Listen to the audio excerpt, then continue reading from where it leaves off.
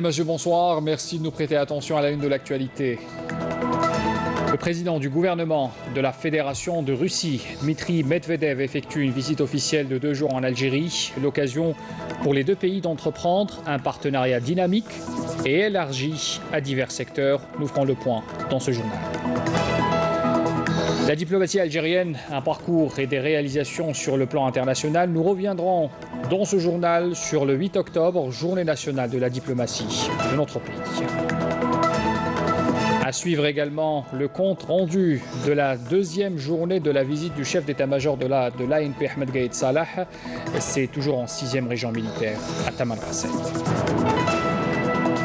Et le recyclage des déchets industriels, une mine d'or mal exploitée chez nous en Algérie. Des cabinets d'experts en consulting proposent aux entreprises de prendre conscience de ces potentiels très rentables. Un reportage à suivre tout à l'heure dans ce journal. Bienvenue à tous. Pour commencer d'abord, le président de la République, Abdelaziz Bouteflika, adresse un message de félicitations au président de l'Ouganda, Yoweri Museveni, à l'occasion de la fête nationale de son pays, dans lequel le président Bouteflika salue la convergence de vues entre les deux pays sur les principales questions régionales et internationales d'intérêt commun. Le président du gouvernement de la Fédération de Russie, Dmitry Medvedev, effectue à partir d'aujourd'hui une visite officielle de 2 jours en Algérie, et c'est à l'invitation du Premier ministre Ahmadou Yahya. L'occasion de parler justement des deux pays, l'Algérie et la Russie, qui ont les possibilités de développer un partenariat mutuellement avantageux dans beaucoup de domaines. C'est ce qu'a indiqué le Premier ministre russe Dmitry Medvedev. Il souligne que l'Algérie est un partenaire fiable au rôle clé dans le continent africain. Bouchra Bouali. L'Algérie et la Russie, deux pays unis par des liens historiques et un partenariat stratégique. En effet, la coopération algéro-russe ne date pas d'hier. Les Russes ont apporté leur soutien à l'Algérie nouvelle dans la formation de ses cadres au lendemain de l'indépendance. Mais avec la chute de l'URSS, il a été mis fin à de nombreux projets ambitieux. Aujourd'hui, les deux pays tentent de rattraper le retard en élargissant davantage leur coopération. Cette visite était programmée dans le cadre du renforcement des relations bilatérales entre la Fédération de Russie et l'Algérie.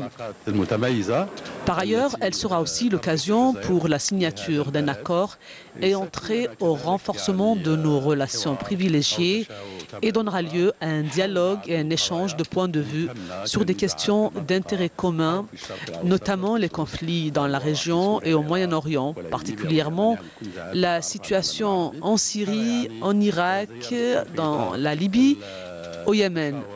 Bref, tous les conflits que connaît le monde arabe. Cela signifie que cette visite entre dans le cadre d'une concertation permanente entre nos deux pays, conformément à l'accord stratégique signé à Moscou entre le président Bouteflika et le président Poutine. Nos relations ne sont pas limitées dans le cadre de la coopération politique et sécuritaire. Nous avons une volonté d'étendre ces relations vers le domaine économique, l'agriculture, le commerce et l'énergie notamment. Tout cela représente une nouvelle étape dans le renforcement de nos relations.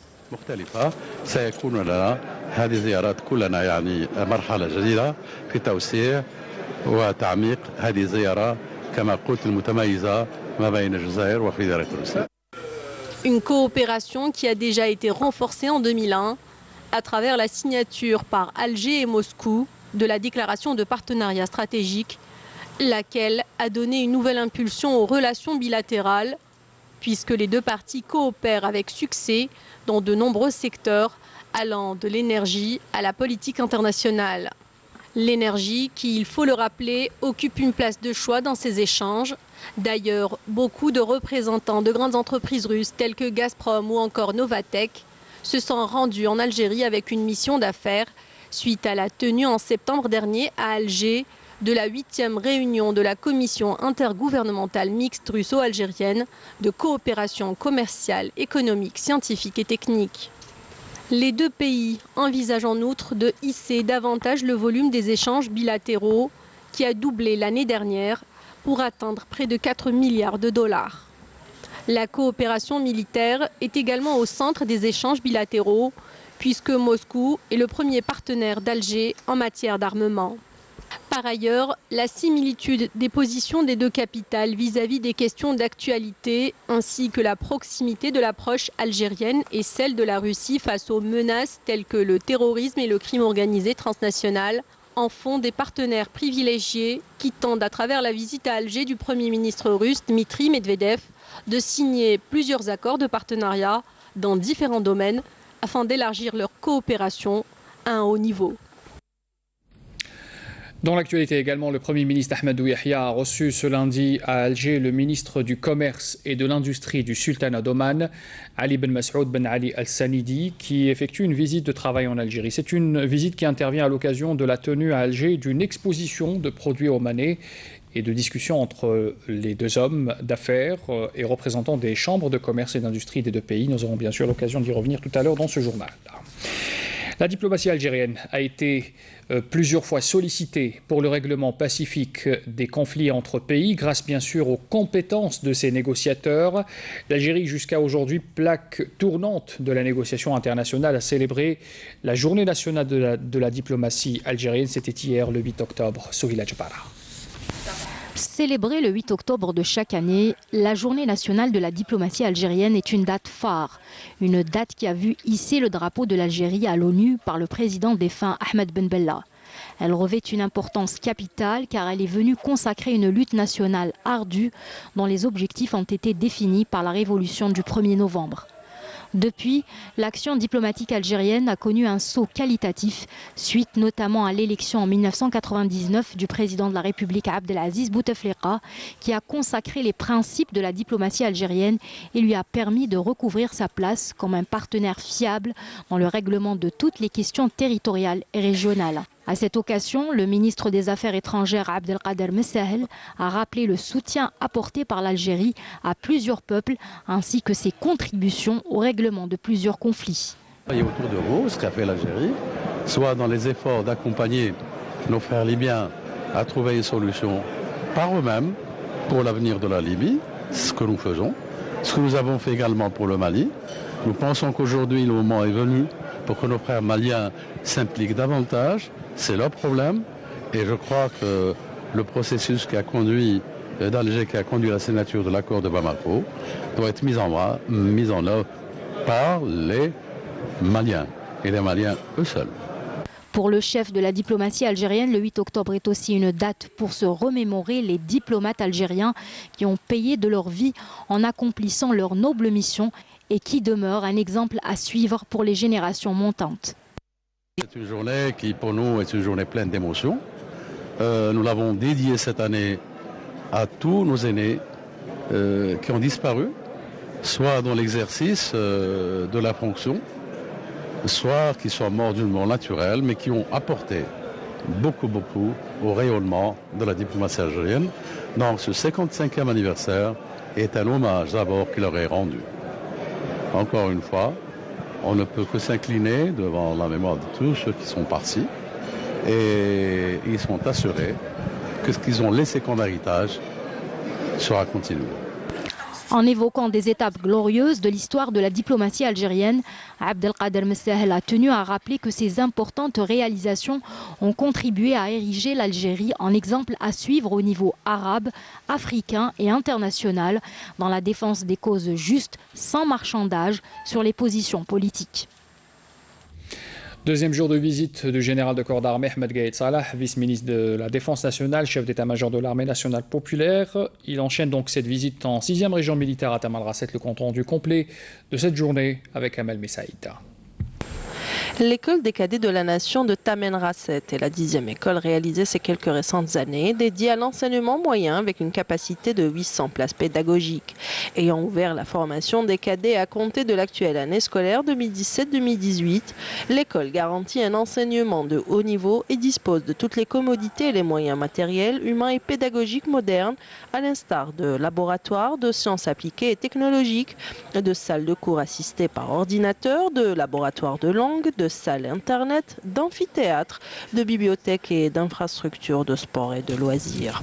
À l'entame et suite à l'inauguration de cette école, le général de corps d'armée a suivi une présentation donnée par le commandant de l'école pour visiter ensuite les différentes infrastructures administratives et pédagogiques ainsi que les différents laboratoires avant d'échanger une longue conversation avec les cadets lors d'une rencontre après laquelle il a donné une allocution d'orientation suivie par l'ensemble des cadets au niveau des 10 écoles implantées sur tout le territoire national à travers laquelle il a rappelé l'importance extrême et l'intérêt capital accordé par le haut commandement de l'armée nationale populaire pour l'assurance d'une égalité des chances aux enfants du peuple algérien.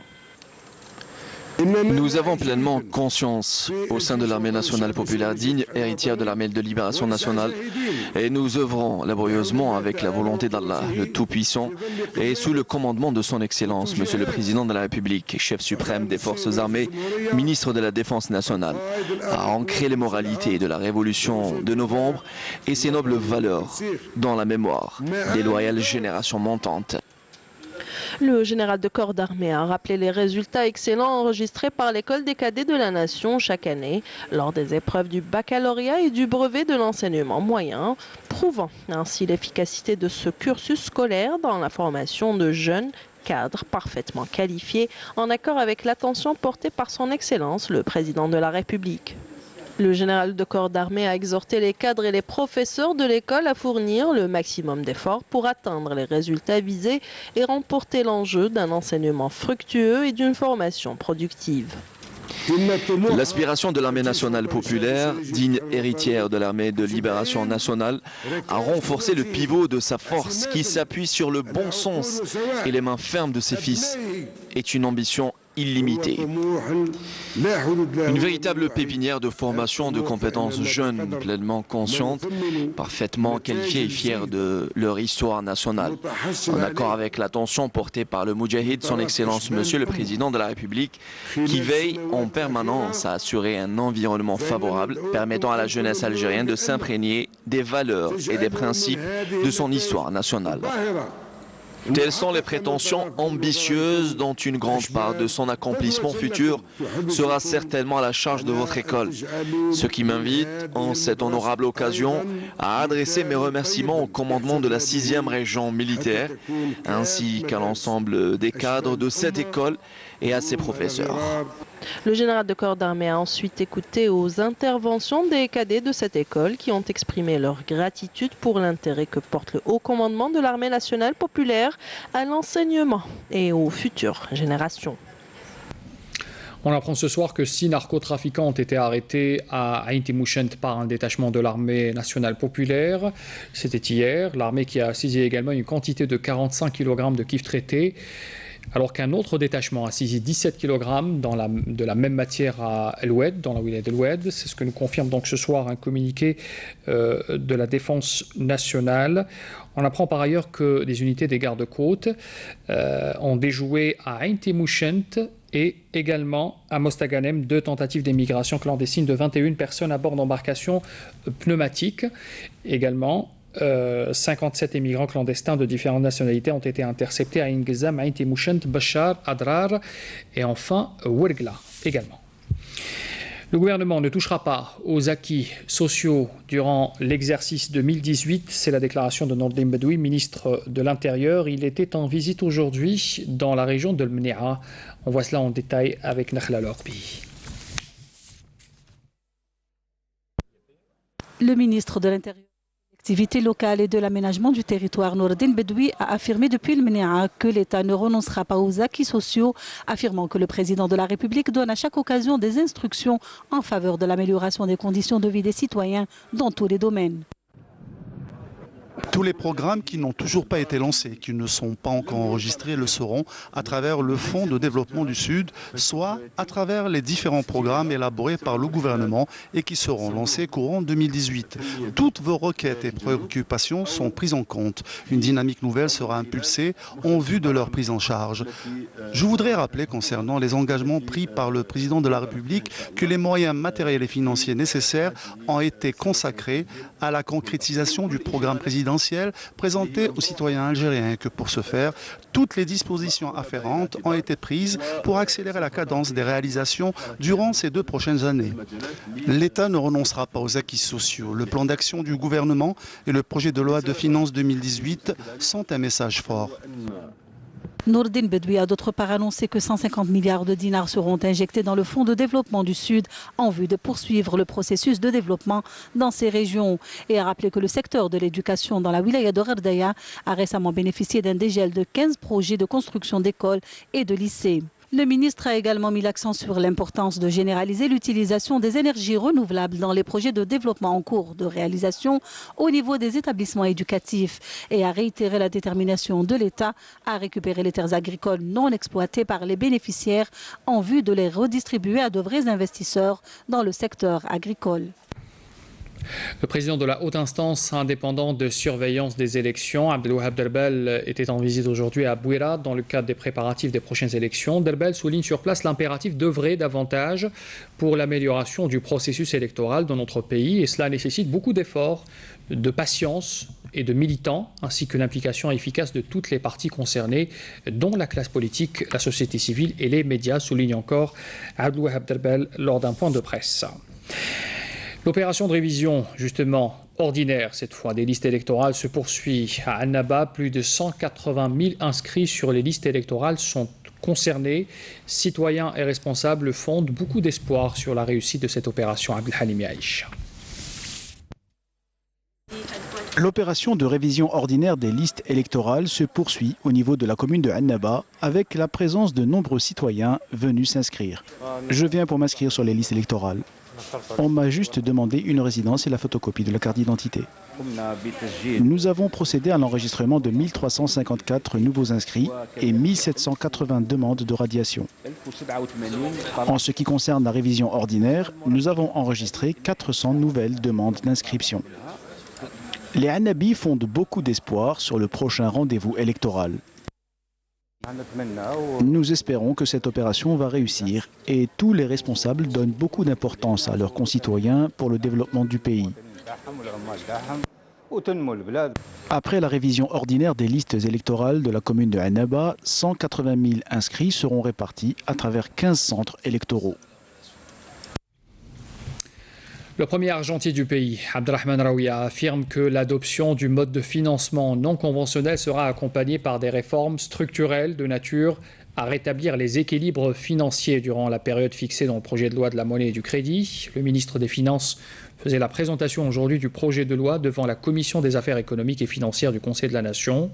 Raouia a expliqué d'ailleurs que l'adoption de ce mode de financement a pour objectif de couvrir les besoins du Trésor public en tant que mesure exceptionnelle dont l'objet premier est de préserver le rythme de croissance économique et sociale que connaît l'Algérie en ce moment.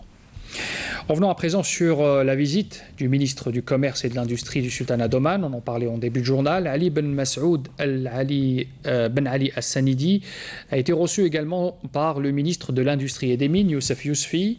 Le ministre omanais a mis l'accent sur l'importance de l'exposition des produits omanais qui se tient actuellement à Alger.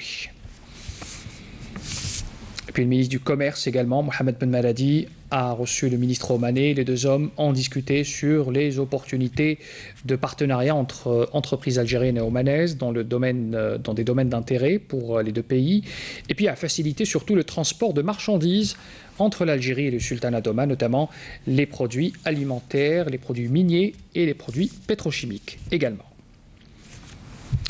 Et justement, à la SAFEX se tient ce salon de l'industrie et de la production omanaise. Ils sont 71 exposants entre entreprises agroalimentaires et industrielles de construction et d'artisanat. C'est tout le savoir-faire venu de ce sultanat d'Oman qui est donc à l'honneur en ce moment à Alger. Le point avec Yasmine Chouir. Dans le sillage de la politique de coopération qu'entreprend l'Algérie avec les pays arabes et en vue d'accroître le volume des échanges commerciaux entre l'Algérie et le Sultanat d'Oman, le salon du produit omanais a ouvert ses portes aujourd'hui. Inauguré par le ministre du Commerce algérien Mohamed Ben Meradi et son homologue omanais Ali Ben Masoud El-Sanaidi. J'ai été impressionné par la qualité de la production industrielle de Oman. Cela ouvre le champ aux opportunités de projets de coopération entre l'Algérie et les pays du monde arabe, notamment Oman. Ce que je peux dire, c'est que nous avons assisté aujourd'hui à une belle exposition du produit omanais. Nous avons plus de 70 industriels omanais qui exposent et qui considèrent l'Algérie comme une porte d'entrée pour d'autres marchés en dehors du marché algérien lui-même. Nous avons aussi des opérateurs économiques comme les banques et les sociétés d'assurance, ainsi que des entreprises de logistique, des entreprises portuaires aussi. Et nous pensons réellement qu'il y a une capacité d'échange commercial comme l'exportation de certains produits pétrochimiques, de construction ou agroalimentaires, ou même l'importation de la matière première d'Algérie vers le marché d'Oman ou d'autres marchés de la région. La foire englobe plusieurs entreprises, notamment des exposants du secteur de l'agroalimentaire, telle que cette entreprise d'Okan Al-Asal, spécialisée dans la production du miel naturel. Nous avons une entreprise de miel naturel d'Oman. Nous produisons et nous exportons. Nous avons aussi de l'encens naturel apporté du gouvernorat de Dhofar. Nos produits avec lesquels nous participons pour la première fois dans une foire algérienne sont de qualité supérieure. Nous espérons pouvoir trouver un écho favorable ici et que nos produits puissent investir le marché algérien. Et nous espérons la même chose aux produits algériens, qu'ils puissent être exportés vers notre pays. L'industrie omanaise est fortement représentée dans ce salon, à l'exemple de cette entreprise de fabrication de joints industriels.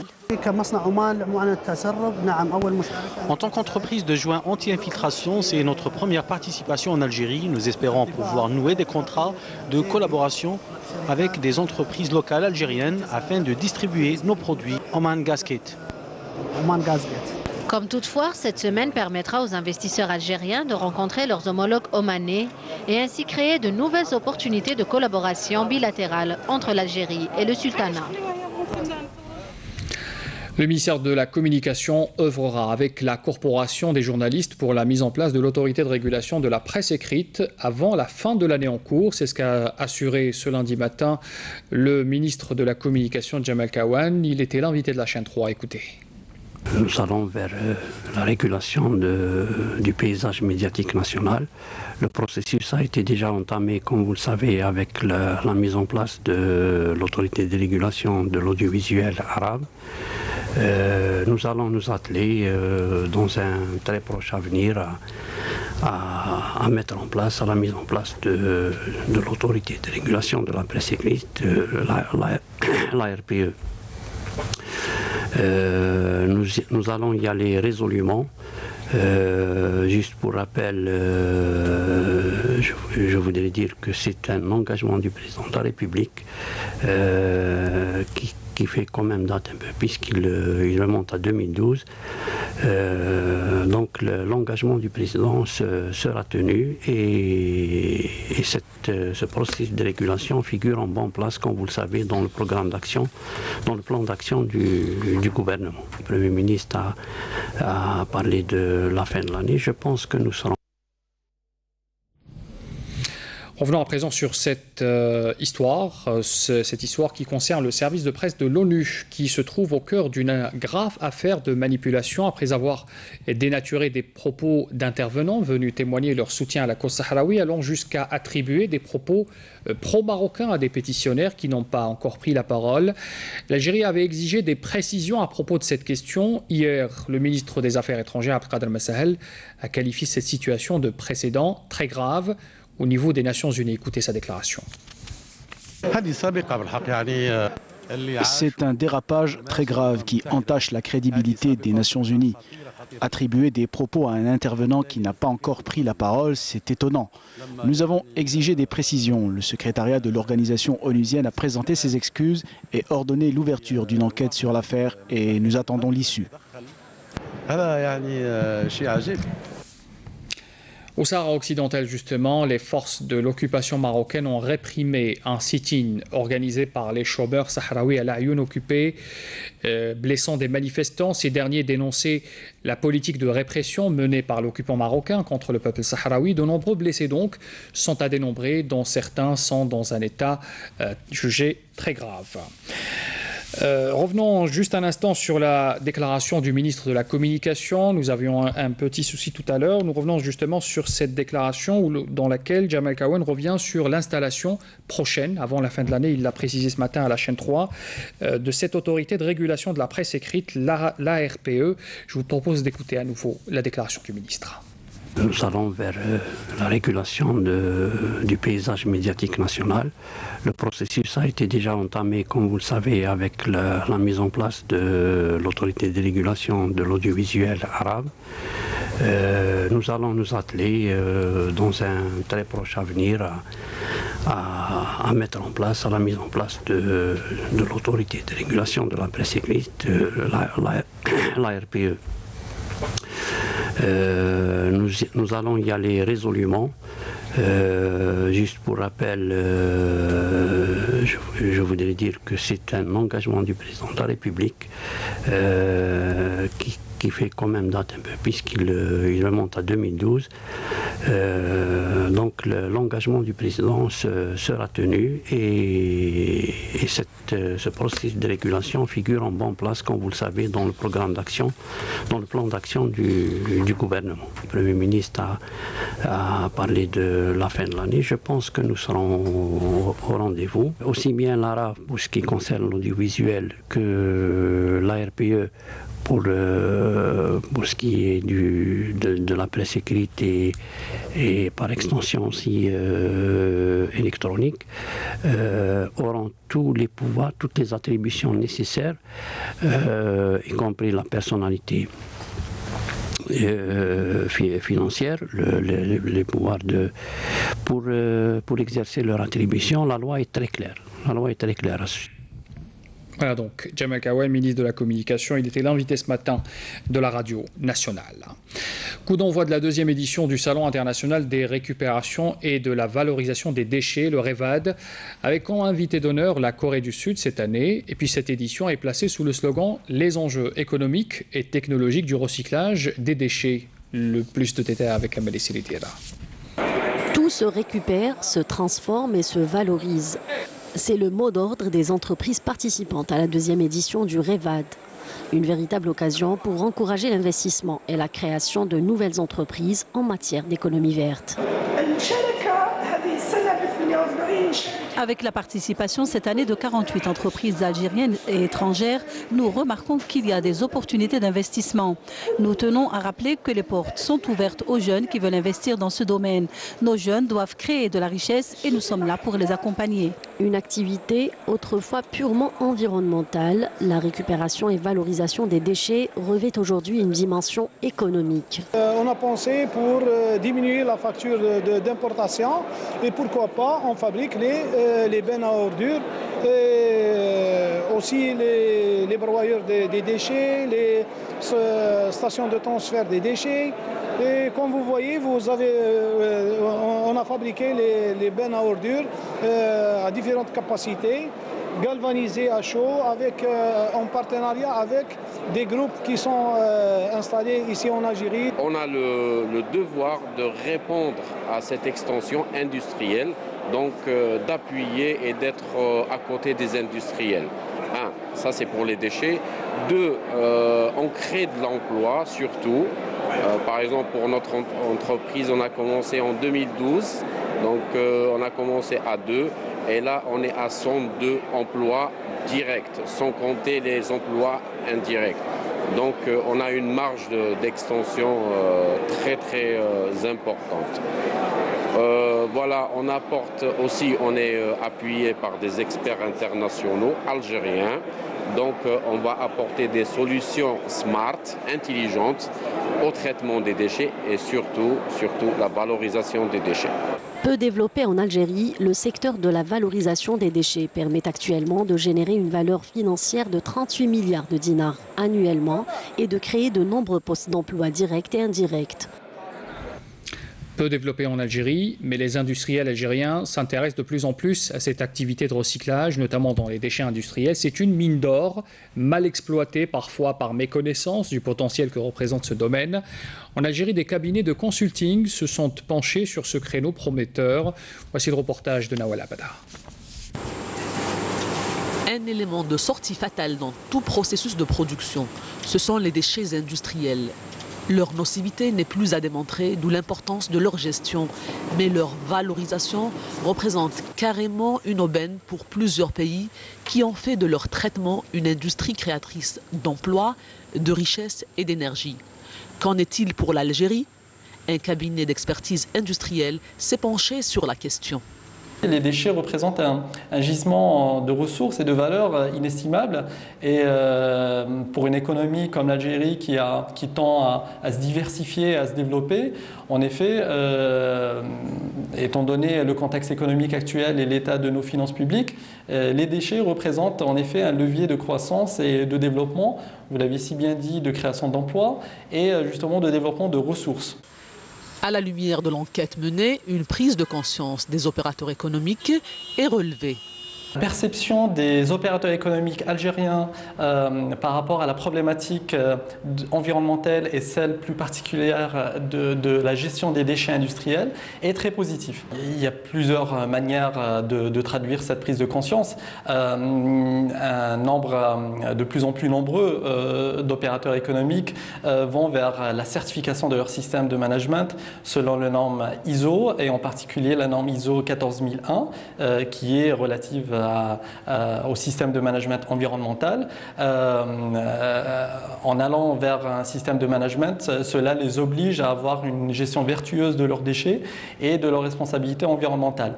Une volonté freinée cependant par des contraintes. Il y a un besoin de moyens au niveau des entreprises, donc elles estiment qu'il y a un manque de moyens techniques, donc de bacs de tri, de collecteurs agréés. Il faut savoir que le nombre de collecteurs en Algérie est insuffisant par rapport à l'importance de la quantité des déchets que génère notre économie. Il faut savoir aussi qu'un nombre important de collecteurs versent dans l'économie informelle. Et donc il y a tout un travail à faire justement pour une réflexion à avoir pour intégrer ces opérateurs dans une chaîne formelle, organisée. Il faut savoir aussi qu'il y a d'un point de vue gestion d'un point de vue déchets industriels, en fait il y a un manque d'opérateurs sur le dernier maillon, c'est-à-dire sur tout ce qui est traitement. Quand on parle de lubrifiants, donc d'huile usagée en termes de régénération, quand on parle de pneumatiques, quand on parle de produits chimiques, quand on parle de terres polluées, il faut en fin de chaîne en fait, qu'il y ait des opérateurs qui ont un savoir-faire, une expertise. Et ça nécessite des investissements et c'est la raison pour laquelle il faut peut-être avoir une réflexion pour identifier quels sont les moyens techniques justement pour inciter les investisseurs à aller dans ce cadre. En somme, une chaîne vertueuse menant véritablement vers une économie durable. Cette information est également à retenir en raison de la grève des fonctionnaires en France dans les aéroports. Sachez que la compagnie nationale algérienne Air Algérie informe qu'à partir de demain, 3 vols reliant Alger et Oran à l'aéroport Roissy-Charles de Gaulle à Paris vont résorber les 4 vols prévus pour la journée de demain. C'est une information rapportée donc par la compagnie aérienne. Il faut rappeler que bien sûr un appel unitaire à la grève a été lancé pour mardi pour tous les syndicats de fonctionnaires en France qui se traduit par qui doit se traduire par les services publics au ralenti ou carrément à l'arrêt. La compagnie nationale donc informe pour ce changement de vol et l'attribution d'un vol Airbus 330 au lieu du Boeing 737 qui était prévu au départ et qui devra donc assurer les 3 vols au lieu des 4 vols prévus dès demain. Voilà donc, avant de vous quitter, d'abord cette information aussi pourrait suivre juste après le journal de 20h, tout à l'heure l'émission Question d'actu qui sera consacrée ce soir à la question des équilibres financiers au niveau de la Caisse nationale de la sécurité sociale et la Caisse des retraites aussi. C'est une émission à suivre juste après le journal de 20h et ça sera en direct. Fin de ce journal, les rappels des titres avant de vous quitter. Le président du gouvernement de la Fédération de Russie, Dmitri Medvedev, effectue une visite officielle de 2 jours en Algérie, l'occasion pour les 2 pays d'entreprendre un partenariat dynamique et élargi à divers secteurs. La diplomatie algérienne, un parcours et des réalisations sur le plan international. Nous sommes revenus dans ce journal sur la journée du 8 octobre, journée nationale de la diplomatie nationale algérienne. Deuxième jour de visite pour le chef d'état-major de l'armée nationale populaire, Ahmed Gaïd Salah, en 6e région militaire à Tamanrasset, où il a visité notamment l'école nationale des cadets de cette région. Et puis le recyclage des déchets industriels, une mine d'or mal exploitée chez nous, en Algérie. Des cabinets d'experts en consulting proposent aux entreprises de prendre conscience de ce potentiel très prometteur dans cette conjoncture actuelle. C'est la fin de ce journal. Merci de l'avoir suivi. Très bonne soirée à tous. Demain à midi, retrouvez Amina Zahouf. Je vous donne rendez-vous à 19h.